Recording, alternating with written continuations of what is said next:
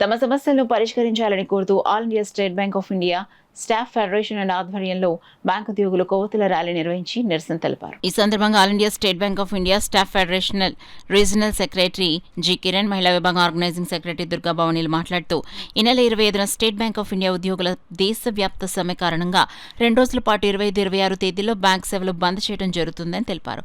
All India state Bank of India staff federation పిలుపు మేరకు పెన్షన్ల సమస్యలు, సిబ్బంది కొరత వంటి 16 డిమాండ్లపై ఈ సమ్మె నిర్వహించడం జరుగుతుందన్నారు.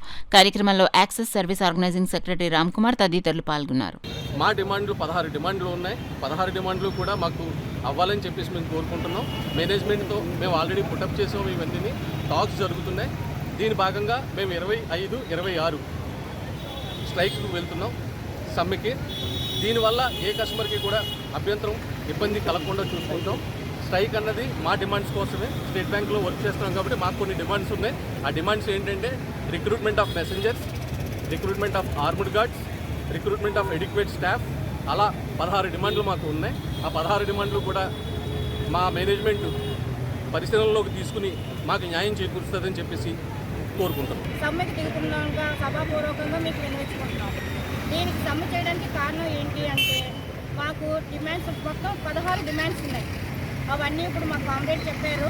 అయినా కూడా ఒకసారి recruitment of armed guards, recruitment of messengers, recruitment of adequate staff, ఇలా 16 డిమాండ్స్ అనేవి మా సమ్మెలో భాగంగా మేము మేనేజ్మెంట్కి సమర్పించడం జరిగింది.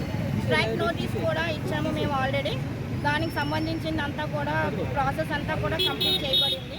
అందుకనే రేపు మండే 25 మే, అలాగే మంగళవారం మే 26న State Bank of India staff award staff మొత్తం కూడా ఆల్ ఓవర్ ఇండియా సమ్మెలో పాల్గొంటుందని మీకు చెప్తున్నాము.